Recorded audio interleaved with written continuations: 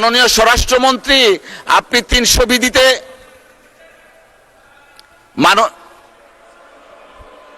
কারো কথাই শোনা যাচ্ছে না। আপনারা বসেন, একটু পরে বসবেন, একটু পরে আপনি বসেন। 300 বিধিতে বক্তব্য দেওয়ার পর এই ব্যাপারে কোনো কোশ্চেন করা যায় না।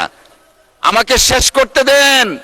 যেহেতু বিরোধী দলের নেতা নেই, উপনেতা হিসাবে উনি দাঁড়িয়েছেন, প্রিভিলেজটা আমরা দিয়েছি।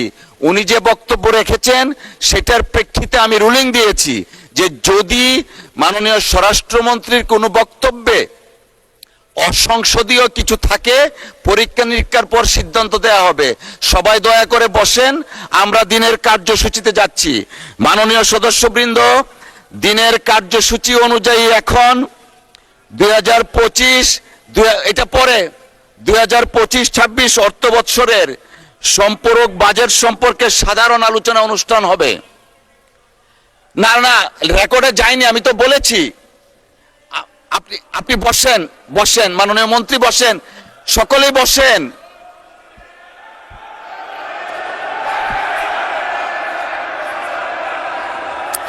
মাননীয় স্বরাষ্ট্রমন্ত্রী, কিছুই যায়নি রেকর্ডে, আপনি বসেন দয়া করে। Let us start our business. আপনারা বসেন।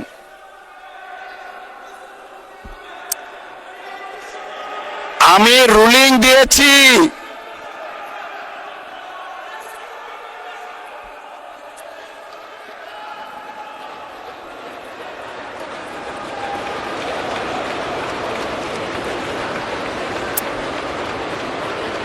এই মাননীয় উপনেতা, দেখেন আপনি যে বিষয়টা অ্যাড্রেস করেছেন, আমি হামলি রিকোয়েস্ট করছি আপনাকে। আমি বলেছি যদি কোনো অসংসদীয় ভাষা থাকে, রীতিনীতির বাইরে থাকে, আমরা পরীক্ষা নিরীক্ষা করে সিদ্ধান্ত দিব।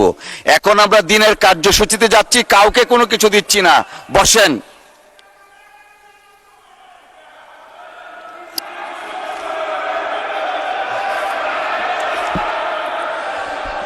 এই পর্যায়ে ত্রয়োদশ, বসেন দয়া করে। আমি দেইনি, উনাকে ফ্লোর দেইনি।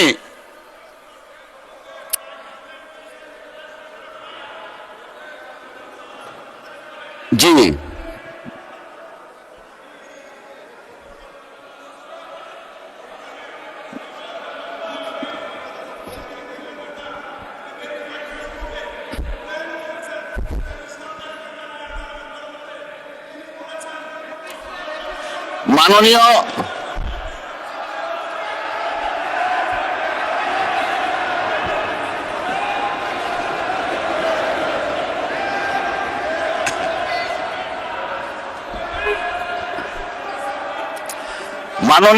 মাননীয় সদস্যবৃন্দ, আপনারা বসেন। মাননীয় স্বরাষ্ট্রমন্ত্রী বসেন, আপনারা বসেন।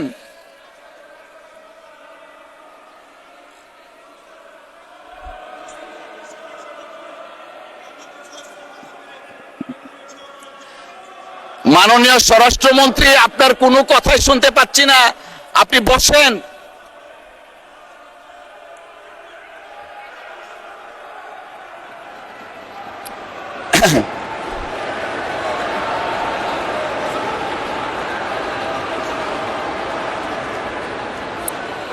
জি,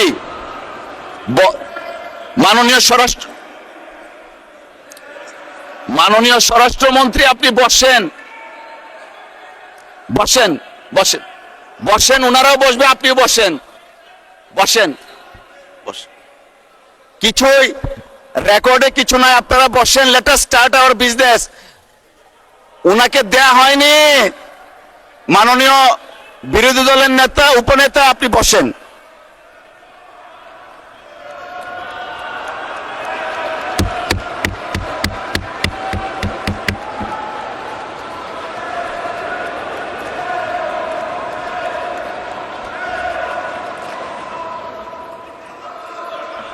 অর্ডার।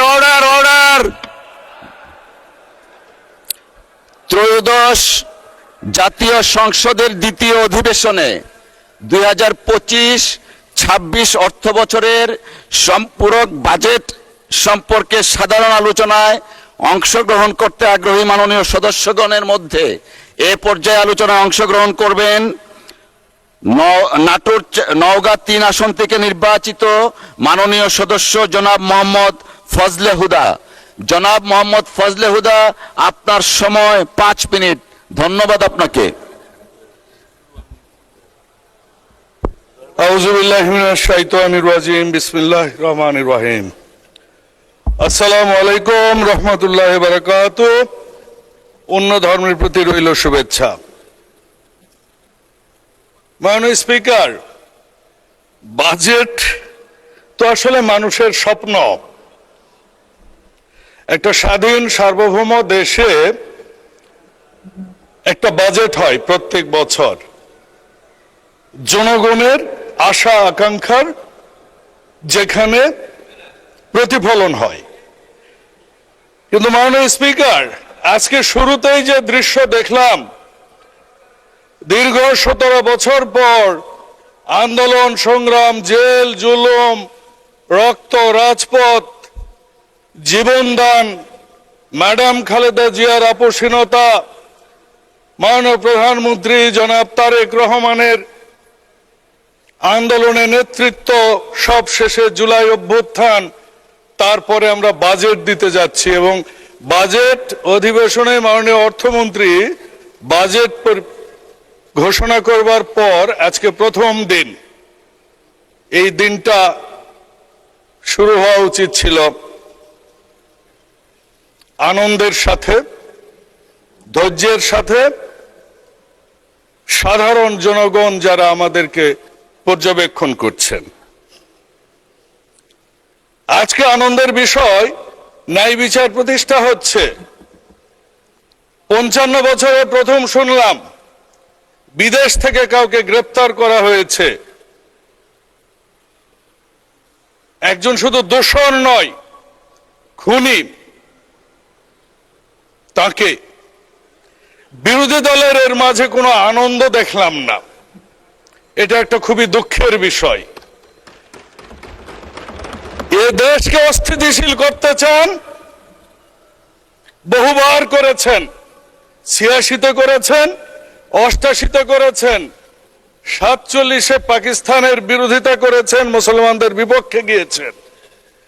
ইসলাম ধারণ করে কাজ না করেও ইসলামকে ব্যবহার করে গেছেন বছরের পর বছর।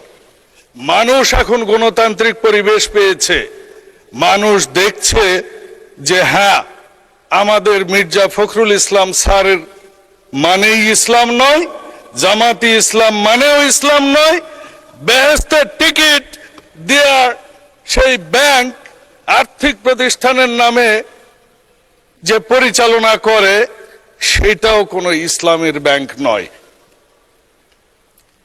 এই পরিস্থিতিতে যে বাজেটটা এসেছে, এই বাজেটটা কিন্তু জনগণের জন্য এসেছে, মানুষের জন্য এসেছে, সাধারণ মানুষের জন্য এসেছে, স্বাস্থ্যের জন্য এসেছে, শিক্ষার জন্য এসেছে, কৃষির জন্য এসেছে, সেবার জন্য এসেছে।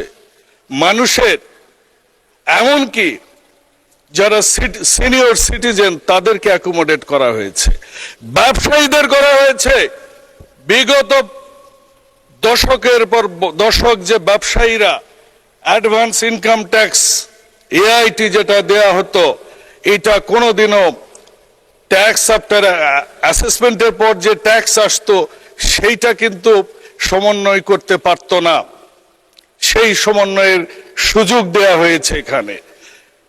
নিজস্ব শিল্প কারখানা উৎপাদন বৃদ্ধির জন্য আমরা দেখেছি কতগুলো কাঁচামালের উপর সম্পূরক কর প্রত্যাহার করা হয়েছে, শুল্ক প্রত্যাহার করা হয়েছে। আমরা দেখেছি মেট্রো রেলে সিনিয়র সিটিজেনকে কিভাবে 25% পর্যন্ত হ্রাস করা হয়েছে তাদের টিকিটের মূল্য, এবং ট্রেনে আমরা সিনিয়র সিটিজেনকে কিভাবে বিনামূল্যে ভ্রমণের ব্যবস্থা করেছি। ক্যান্সার বলেন, ডায়ালিসিস রোগী বলেন, কিডনি বলেন, হার্ট বলেন, এই সব দুরারোগ্য রোগের জন্য প্রত্যেক বছর মাননীয় প্রধানমন্ত্রীর ত্রাণ তহবিল থেকে এবং সমাজসেবা অধিদপ্তর, যেটা আমাদের সমাজসেবা এবং মহিলা ও শিশু মন্ত্রণালয় থেকে বিভিন্ন ধরনের আমরা বরাদ্দের সামাজিক সুরক্ষার বরাদ্দ রেখেছি। এমন পরিস্থিতি হয়েছে আমরা পরিবেশকে কিভাবে আমরা নিয়েছি যে আমরা পেট্রোল চালিত গাড়িকে অনুৎসাহিত করে ইলেকট্রনিক গাড়িকে, যেটা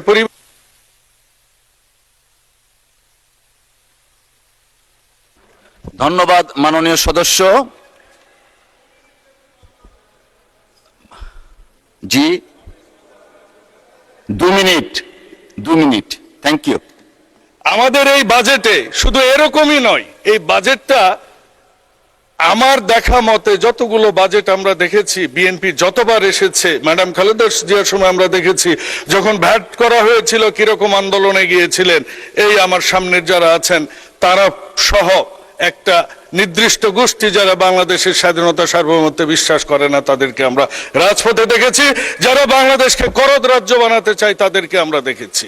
মাননীয় স্পিকার, আমরা পরিচালন ব্যয় যেভাবে কমিয়েছি, আমরা উন্নয়ন বাজেট আবার বাড়িয়ে দিয়েছি। এমন বাজেট বাংলাদেশে দিয়েছেন আমাদের মাননীয় অর্থমন্ত্রী, এই জন্য তিনি ধন্যবাদ পেতেই পারেন।